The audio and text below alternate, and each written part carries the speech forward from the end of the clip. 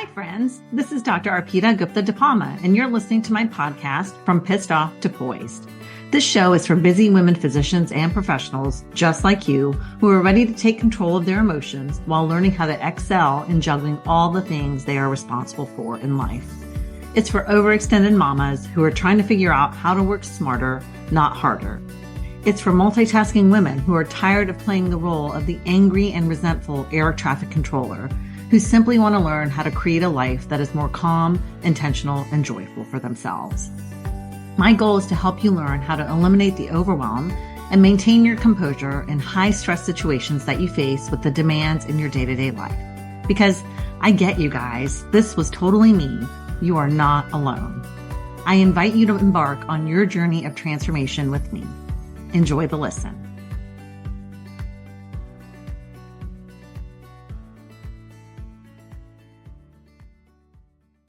Hi, guys. Welcome back to another episode of From Pissed Off to Poised. Today, I want to talk about something that we all experience at some point, and that is overwhelm.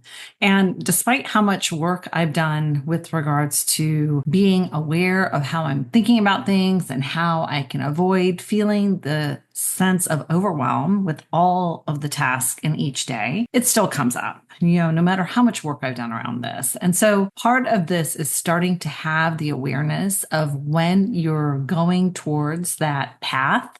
It's when your brain is like spinning, you keep revisiting the to-do list in your mind over and over and over, where it feels like it's endless, and you simply become paralyzed by the sheer volume of everything on your plate. That probably sounds familiar. And it gets to the point where it's so overbearing that you feel almost stuck in inertia because you don't even know where to start. So I think all of us have felt that at one point or another in our life. And it is okay to notice when this is happening, because when you start to notice when this is coming up for you, that's when you can start to actually make a change. Because what if I told you that overwhelm isn't actually caused by what is happening in your world, but rather it's caused by how you're choosing to think about all of the things? This means that we have way more control over this than we realize. And so today, what I want to do with you is to unpack why we feel the sense of overwhelm, how we can shift our mindset, and how to plan ahead so we can prevent that drowning feeling from coming before it even starts, or even catching it right at the beginning so you don't have to get so deeply overwhelmed. So the first step is identifying overwhelm at your thought level. When you're overwhelmed, have you ever stopped to pay attention to what's running through your mind at that exact moment? What are those thoughts that are fueling that feeling? For me, when I think back, almost always it's, oh my gosh, I have so much to do. I don't know even where I should start. Or how am I going to get this all done? There are just too many things. I can't even catch a breath. I want you to notice what are your most common sentences that you have in your brain when you have this feeling of overwhelm. Because what happens is most of us don't even question our thoughts. We just take them at face value, these sentences that I'm referring to in our brain. But the thing is, thoughts are not facts, all right? And our thoughts are what drive how we feel. So if we don't start to challenge how we're thinking about things, these thoughts that we have will start to dictate how we feel. And ultimately, that impacts what we do, how we do it, and the results that we create. So I really want you to spend a little time on this, all right? The next time you notice that you're feeling overwhelmed, or maybe even reflect back to a time where you found yourself feeling very overwhelmed, can you just pause and reflect and ask yourself, what exactly am I thinking right now? Is this thought that I'm having even accurate? Is it true? If it is true, how can I slightly shift it so it feels true, but also helps me move forward, i.e., puts me in a more productive space? One of the trick thoughts that I have for that is, okay, yes, there's a shit ton that needs to get done, and everything that needs to get done is going to get done. Another thing I ask myself is, who's creating the urgency right now? Are you the one that's creating all the urgency to get it all done? Another one, what's going to happen if it doesn't all get done?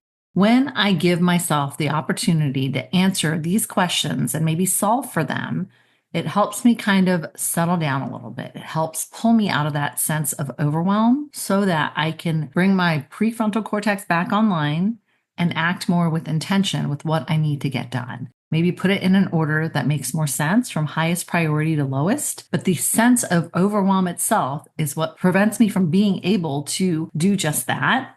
And so that's what we need to try to notice and then reflect on and then eliminate. Overwhelm, confusion, doubt, worry, these are all what we call indulgent emotions. Indulgent emotions are those that kind of keep us stuck. And essentially, when we're stuck in these emotions, we're not making progress. Okay. So instead of spinning in these indulgent emotions, you want to create useful emotions, productive emotions, ones such as courage or determination or persistence. And let's be real, these emotions don't always feel great either, right? The determination or the persistence or tenacity, there's a little bit of a negative edge to it, like a little bit of a, ugh, right? And they still are much more likely to get you towards your end goal than the doubt, confusion, worry, or overwhelm. The importance of these intentional emotions is they help us take action, and the action is what moves us forward. So I want you to just reflect. Why do you feel overwhelmed? What are you thinking? Is it really true? And if it is true, how do you shift it so it is true, but also helps you move forward in a different way? Take a minute for that. The next thing I really want to talk about is this myth regarding multitasking, because I used to find myself thinking I was a badass because I could multitask and get a lot of things done at the same time, right? But multitasking is actually one of the biggest causes of overwhelm. We've been sold on the idea that doing a million things at once is what makes us more efficient. It makes us more appealing. It makes us more like driven and gives people the impression that we can handle a lot of things at the same time and makes us interesting to other people, makes us desirable in terms of having you on their team. So when we are getting this kind of external validation that multitasking is good, it helps you really reach the next level and it shows you how amazing you are, it essentially makes us feel powerful. It makes us feel like, I said, a total badass juggling all the things at the same time. But when we step back and really think about it, in reality, multitasking does not equal more productivity. Because when you multitask, your brain is constantly switching back and forth between tasks, which means nothing is getting your full attention. It takes longer to complete things, and the quality of your work probably is suffering. It's not at the level that it could be.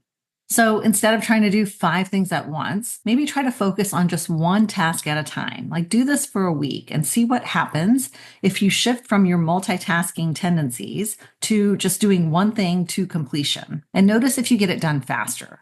Notice if you get it done better. And notice if you get it done with a lot less mental chaos. Part of this might be just because I'm getting older. I don't really know. But what I have found is that when I multitask at this age, I do make more mistakes. I do tend to forget what I've done and what I haven't done. So I have to go back and revisit to make sure the thing that I thought I did actually got done. I tend to be more scattered when I multitask, and I don't feel like I've actually completed all the things that I needed to complete because I know they weren't done to my full potential, to my ability. So I want you to notice that, because then you take on that burden, right? That brain chatter starts to come into your mind and take up energy and space. Pay attention to this. Notice how often you do it. Notice where you are able to do it with efficiency, because sometimes we can, i.e., let me brush my teeth and do my what went wells at the same time. But sometimes it doesn't really help us perform at our highest level. What can you do to plan ahead to avoid this overwhelm that comes in? And I want to really visit something here because I've noticed this for me.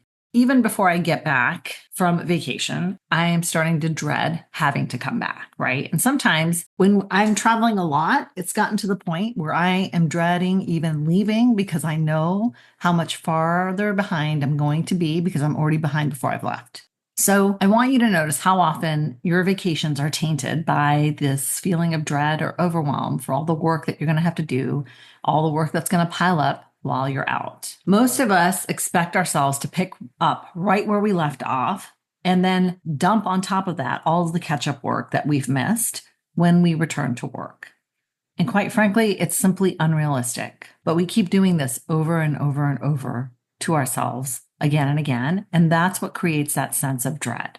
So we can stop this cycle by planning ahead, by paying attention, and simply by being realistic. I want you to consider Is there a shift that you can make that is more kind and realistic with regards to the workload for when you return? Can you just simply shift the mindset to believe that you don't have to expect yourself to get through all of your usual workload plus a week or more's worth of catch up without you feeling like you've been hit by a truck? What I've done here is set up my out of office reply to become active the afternoon before I'm leaving. So I am still there. I'm still getting the work done. I'm still completing tasks before I leave.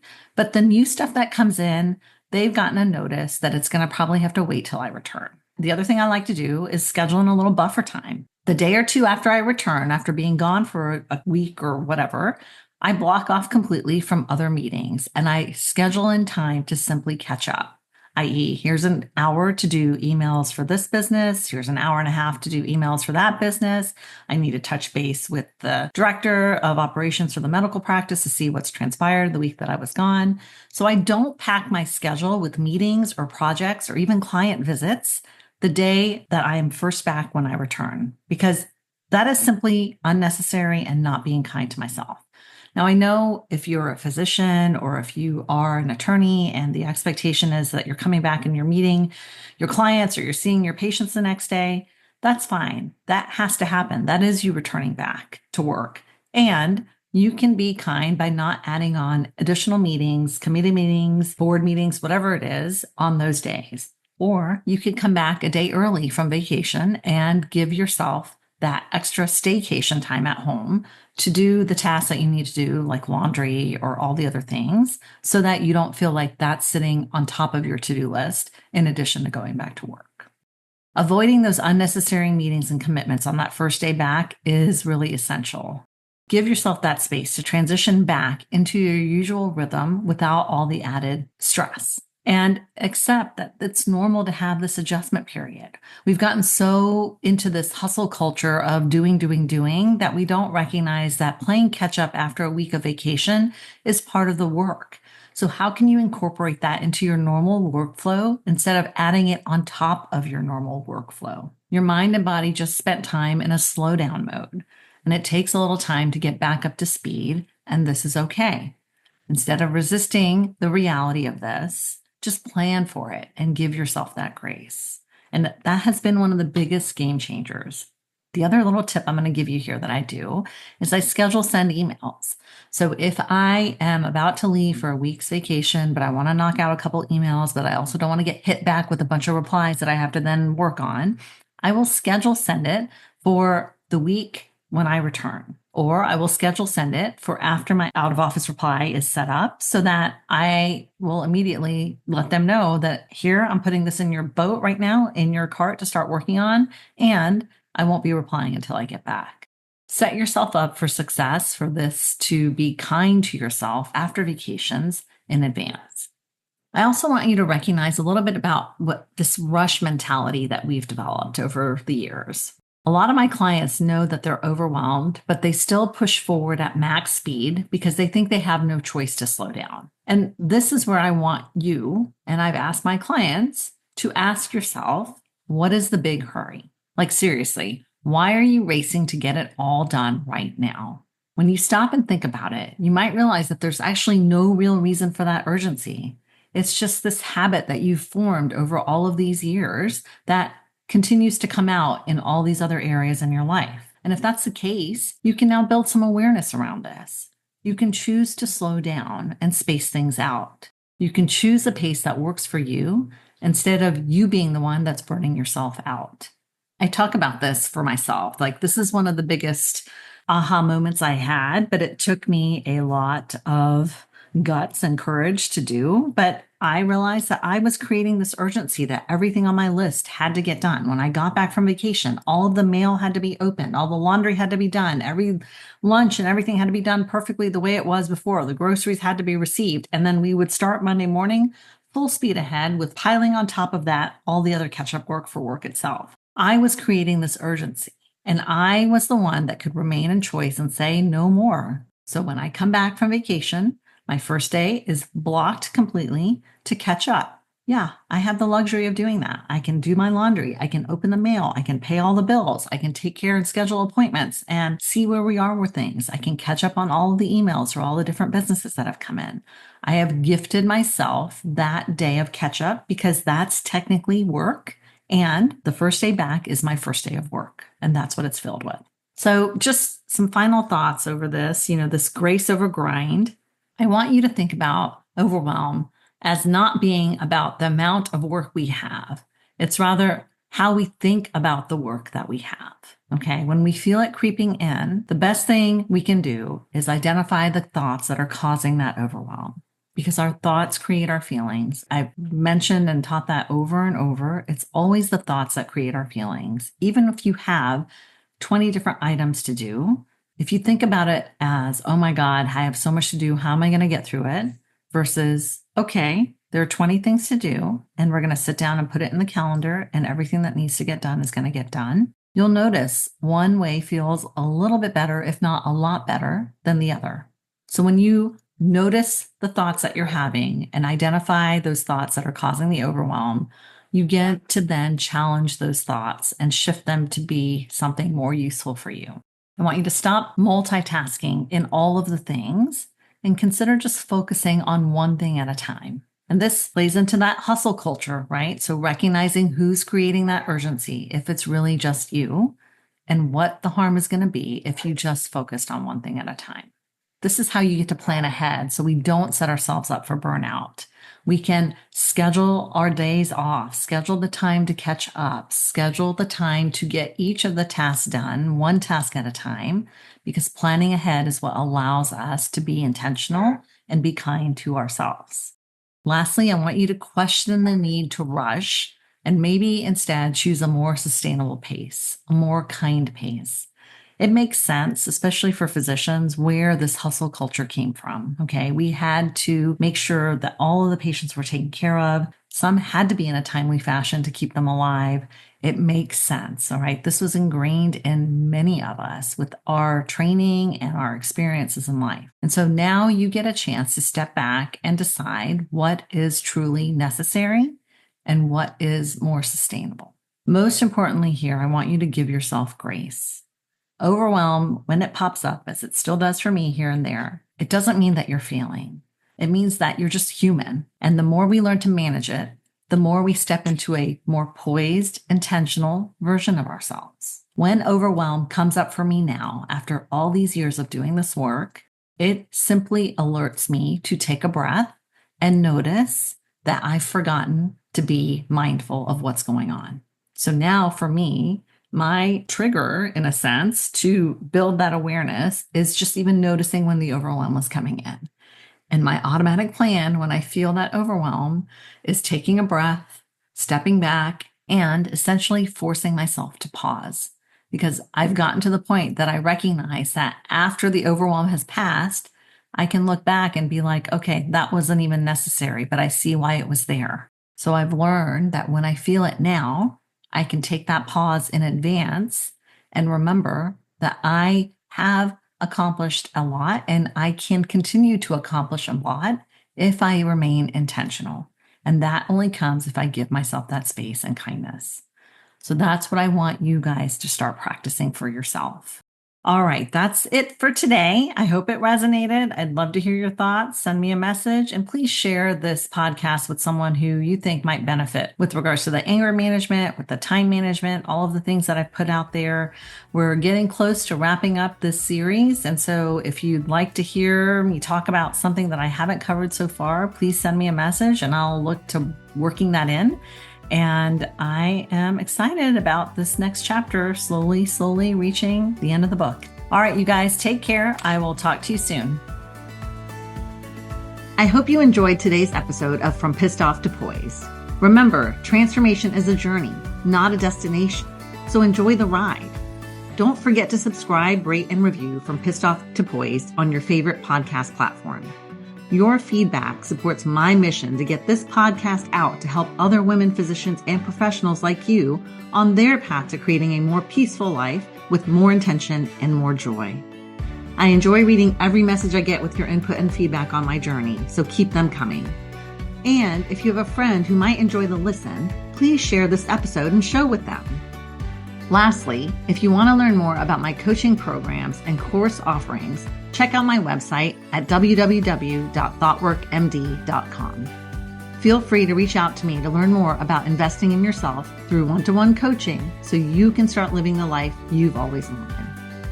This show is for general educational and entertainment purposes only. Life coaching is not a substitute for therapy or medical treatment.